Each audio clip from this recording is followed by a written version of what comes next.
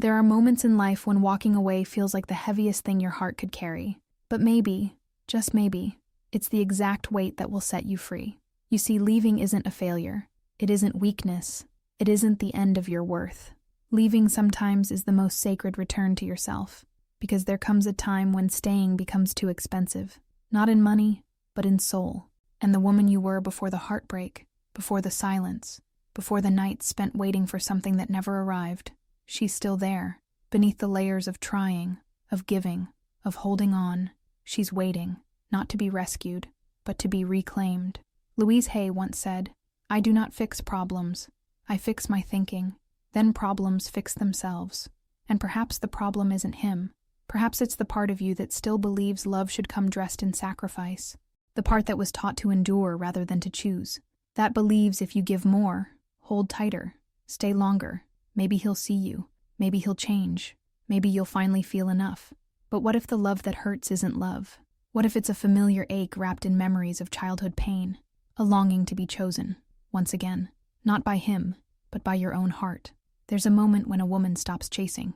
Not because she's given up on love, but because she's remembered that real love doesn't demand self-abandonment. And that moment, the one when she turns her back not out of bitterness, but of clarity, that moment is sacred. That is not giving up. That is going home. Clarissa Pinkola Estes, in her wisdom, speaks of the wild woman, the untamed soul within every woman, the one who knows when she's being caged, the one who doesn't beg to be loved, because she remembers she was born of love. She doesn't explain her worth. She walks, barefoot and sovereign, back to her own forest, back to the fire that never left. And I know, it feels like you're losing something, maybe everything, but let me ask you this. Are you really losing a man? Or are you finally finding yourself after years of emotional exile? Because sometimes, what we call leaving is really a return to breath, a return to voice, a return to the quiet strength of knowing you are already whole. And even if your hands shake, even if your voice trembles, the step you take away from him might be the first step you ever take toward yourself, toward peace, toward truth, toward love, the kind that begins within and never demands you to shrink. Let's walk together, step by step, into this sacred unfolding. Let's begin. Sometimes the pain that makes you stay isn't loud. It doesn't shout. It doesn't come with storms or slamming doors. It comes in whispers, the kind that say, maybe if I wait just a little longer, things will get better. And so, you wait, you stay, you make excuses for his silence, you soften your own voice, you fold yourself smaller and smaller, until you barely recognize the woman in the mirror. There's a sorrow that grows in the quiet spaces, not in arguments, but in the absence of connection. The kind of sorrow that comes when someone is physically present, but emotionally gone. And you stayed, not because you were blind, but because you were loyal, because you believed in love, because somewhere along the way, you were taught that enduring meant caring, and sacrificing meant loving. But love, true love, does not ask you to bleed to prove your devotion. You stayed because the idea of being alone terrified you more than the ache of being unseen. And that's not weakness. That's humanity. That's the little girl inside you who once feared abandonment and grew into a woman who equated love with staying, no matter the cost. Louise Hay reminds us, I am willing to let go. I release all resistance. And letting go doesn't always begin with strength. Sometimes it begins with exhaustion, with that quiet moment when you can't cry anymore, when you realize you're not just losing him, you've been losing yourself, piece by piece, year after year. But here's the truth. The pain that made you stay was never your fault. It was never about being too much or not enough. It was about a longing to be chosen, heard, felt. And when that longing goes unmet, it begins to turn inward, questioning your value, your beauty, your soul. There is nothing wrong with having loved deeply. There is nothing wrong with having hoped. What hurts is not that you stayed. What hurts is how long you waited to return to yourself. The woman who stays too long is not broken. She is brave, and she is awakening, because the same heart that held on is the one now learning to let go. There's a pattern that so many women carry quietly, the pattern of chasing what hurts, and it doesn't begin in adulthood. It begins in the echoes of a childhood where love may have felt conditional, where affection came when you behaved, approval arrived when you pleased, and silence followed when you cried too loudly or asked for too much. So you grew into a woman who learned to prove her worth, to earn attention, to win love. You learned to give more than you had, to try harder than you should, to stay longer than you needed. Not because you didn't see the pain, but because you thought maybe this time it would be different. The truth is, you weren't chasing a man. You were chasing the feeling of finally being enough. You were chasing the hope that one day someone would stay, not because you begged, but because you were finally seen. But love that must be chased is never peace. It's never home. It's a constant hunger, a cycle of giving and waiting, of shrinking and hoping. And even when he pulls away, even when he forgets to call, even when the warmth disappears, you stay, because leaving feels like failure. Because deep inside, a part of you still believes that if you love him enough, he'll change. But chasing is not love. It is self-abandonment dressed in longing. It is the quiet betrayal of your own needs. It is the story that says, if I can just hold on a little longer, while your soul whispers, you're already enough, even without him. Love shouldn't be survival. It should not cost you your joy, your sleep, your voice. Real love invites you to rest, not to run. It welcomes you as you are, without the ache of performance. And maybe, just maybe, it's time to stop running toward those who only know how to meet you halfway, because the woman who chases is tired, and the woman who turns inward, she's ready to be found by herself. There's a moment in every woman's life when walking away becomes more than a reaction. It becomes a revelation, a sacred decision not born from anger, but from awakening. Because leaving, when done with consciousness, is not an escape. It is a declaration. A quiet, steady whisper to the universe that says, I choose peace. I choose myself. For so long, you were taught that love means staying, enduring, fighting for something even when your spirit is withering. You were praised for being loyal, for being patient, for holding on. But what if real love begins where the need to prove ends? What if walking away isn't about giving up on him, but about no longer giving up on you? Louise Hay reminds us, again and again, that the inner shift is what changes everything. When you choose to walk away, not out of bitterness but out of clarity, you are rewriting your beliefs. You are healing the wounded part of you that once confused suffering with connection. You are saying, without needing to raise your voice, I am enough, and I no longer need to earn love through pain. This is the sacred act of power, not waiting for someone to change, not hoping that love will fix what respect never built, but trusting that your departure is the beginning of your rising. The moment you step away from what drains you is the same moment you step into what restores you. There's no need for drama, no need for blame, just a return to truth, to calm, to self. Walking away can be the most spiritual act of all, because it means you finally heard your soul whispering, and this time, you listened. There comes a time when staying isn't noble, it isn't strong, it isn't love. It becomes self-betrayal, slow, silent, and suffocating. And you feel it not in words, but in the way your light dims a little more each day.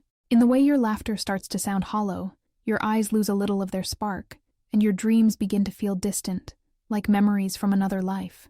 You tell yourself stories to survive, that maybe it's just a phase, that everyone has flaws, that no relationship is perfect.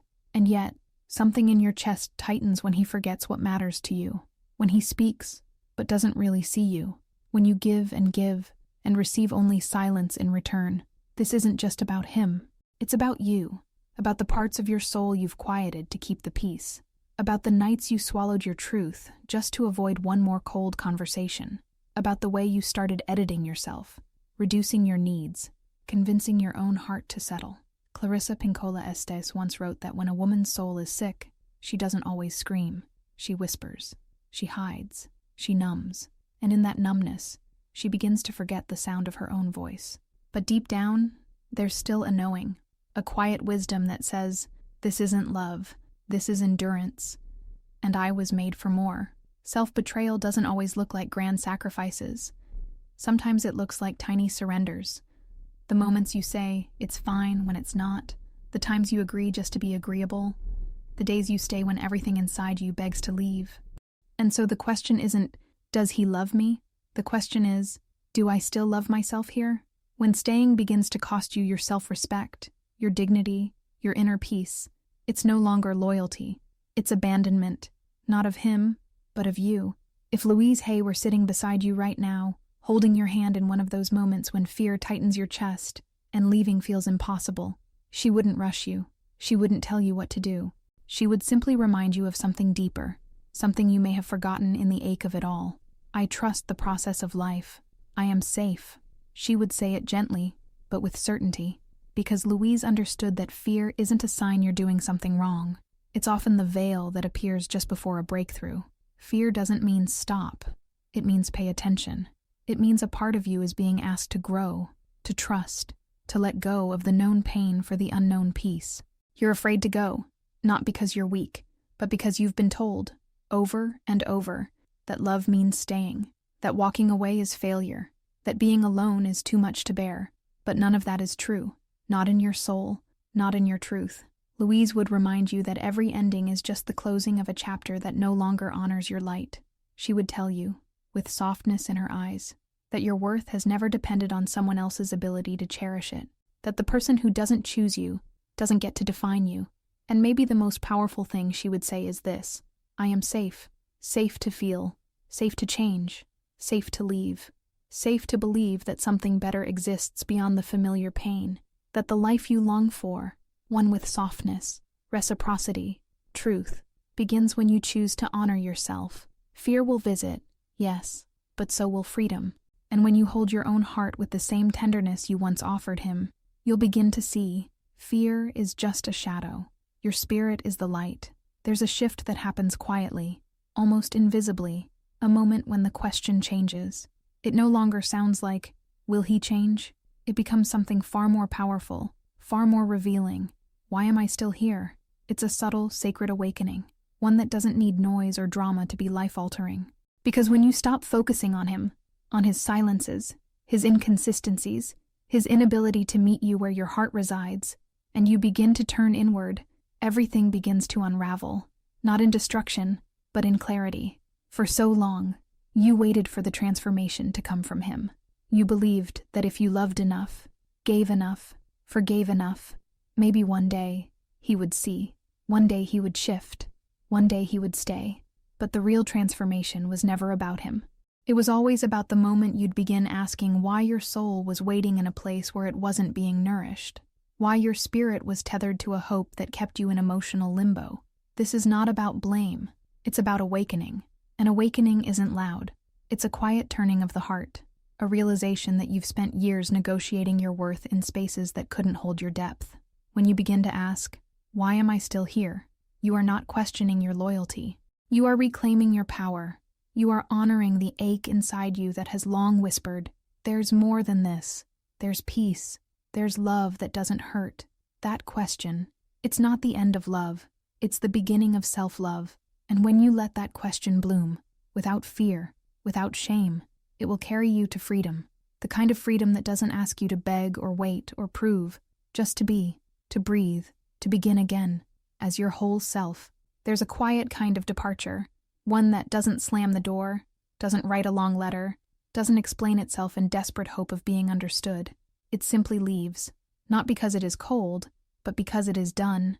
You don't owe an explanation to someone who never truly saw you, to someone who ignored your pain, minimized your needs, or only responded when it was convenient. The woman who leaves in silence isn't weak. She is finally protecting her energy. She is no longer auditioning for love that never recognized her presence. There's a power in the unsaid, in the stillness that follows years of trying. You've already explained yourself too many times, in your tone, in your tears, in your hope that this time he'd get it, but he didn't. And repeating your truth to someone who refuses to hear it is its own kind of heartbreak. You don't have to defend your decision to choose peace. You don't have to translate your wounds to someone who turned away when you needed to be held. You don't have to validate your pain to someone who only ever measured it by his own comfort. Sometimes, the most radical act of self-love is leaving, quietly, calmly, without apology. Because you've already said everything. You've already given chances, extended grace, stretched your soul to meet a heart that would not meet you back. Louise Hay reminds us that we are the authors of our beliefs. And when you begin to believe that you deserve peace, you stop over-explaining your boundaries. You stop waiting for someone to approve your healing. You simply walk, not away from him, but toward yourself. And in that silence, there is wholeness. In that stillness, there is your return. There's a myth that's been passed from mother to daughter, from story to silence. the myth of the good woman who endures everything. She is praised for her patience, admired for her strength, sanctified for her ability to carry pain without complaint. She stays when it hurts. She gives even when she's empty. She becomes the caretaker of everyone's emotions but her own. And for a while, this myth feels like virtue, like love, like responsibility. But over time, it becomes a prison dressed as devotion. Because the more you endure, the more invisible you become. To him, to the world, and worst of all, to yourself. You start believing that your suffering is your offering, that to be chosen, you must be quiet, that love means bending until you no longer recognize your own shape. But this isn't resilience. This is erasure, and you were not born to disappear inside someone else's absence. There's a cost to being the good woman, a cost your heart pays in silence. It shows up in the way your body tenses when he enters the room, in the way your laughter dims, in the way your intuition whispers, "This is not love," but your fear responds, "But I should be grateful." Loving too much when it's not mutual is a slow unraveling, a disguised form of self-rejection. You start to call your own needs too much. You start to see your tenderness as weakness, and you begin to wear your endurance like a badge, while inside your soul quietly bleeds. But what if you were never meant to endure everything? What if real strength is knowing when enough is enough? What if being good has nothing to do with how much you suffer, and everything to do with how bravely you choose yourself? The woman who says no, the woman who lets go, the woman who reclaims her voice after years of muting her truth. She is not broken. She is not selfish. She is finally free. There comes a sacred day, often quiet, unannounced, when you choose peace over passion. Not because you've stopped believing in love, but because you've stopped confusing chaos with chemistry, because you've come to understand that not every spark is a sign, and not every intensity is intimacy. In the beginning, the fire felt alive. He lit something in you, didn't he? A feeling of urgency, of being wanted, of being consumed. But over time, that same fire burned holes in your boundaries, in your sleep, in your sense of safety. What once felt electric began to feel erratic. What once made your heart race began to make your spirit ache. Some relationships inflame, but do not sustain. They draw you in with highs so high you forget the lows.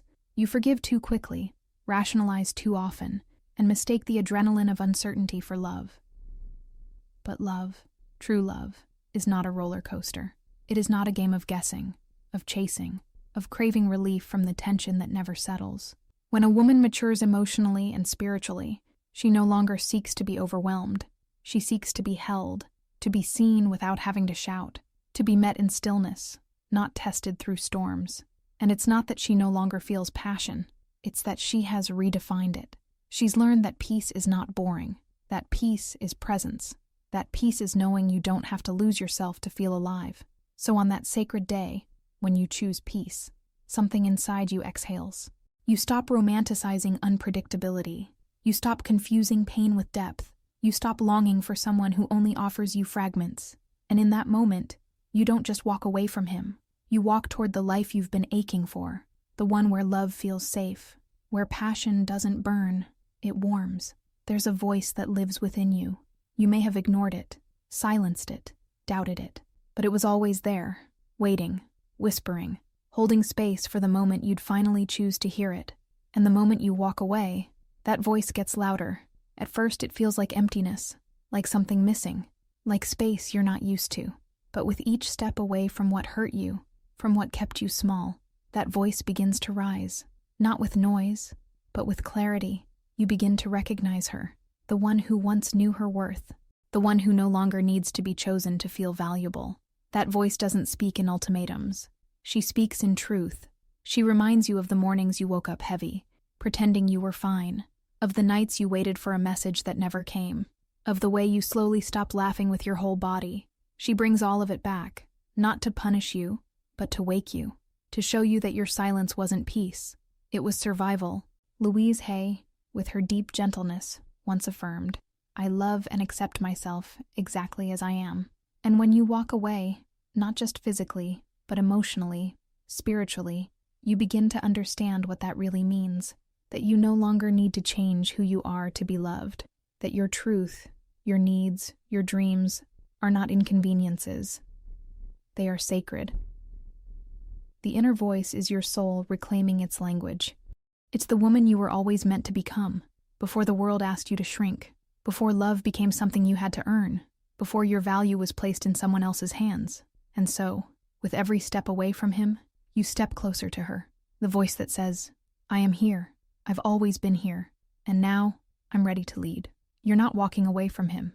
You're walking toward your soul, toward the woman who once believed she had to be chosen to matter, toward the spirit that once accepted crumbs, hoping they'd turn into love. You're not losing a man. You're releasing a story that kept you from your own fullness. Louise Hay once said, I now create a new loving belief about myself. And that belief, born from tears, from silence, from the sacred ache of longing, becomes your new home. Not a belief built on needing to be saved, but one built on knowing you were never broken. As you walk forward, each step is a small resurrection. You are not returning to who you were before him. You are becoming someone wiser, softer, stronger, someone who no longer performs for love, but lives in it. Someone who doesn't wait to be chosen, because she already chose herself. Clarissa Pinkola Estes would tell you that this return is holy, that the woman who walks back to herself reclaims a language deeper than words, the language of the wild woman, the one who doesn't bend to be seen, but blooms to be felt. She no longer begs. She no longer waits. She simply stands, rooted and rising. You are not walking away to punish. You are walking away to remember the sound of your own joy, the rhythm of your own breath, the power of being held not by someone else, but by your own presence. Because the truth is, the real spiritual growth doesn't begin when you meet someone who finally loves you right. It begins when you stop trying to earn what you were born to receive, when you stop negotiating your worth and start embodying it. And now, if something in your heart stirred while listening, if a tear fell or a breath deepened, it means your soul is ready, not to go back, but to rise. So stay close to yourself, trust the woman you are becoming, and know that love, real love, begins with you. If this message touched something inside you, subscribe and stay with us. This space is for your healing, your strength, your truth. And right here on the screen, there's another video waiting for you, a continuation of your journey. Click, listen, feel, and keep walking home.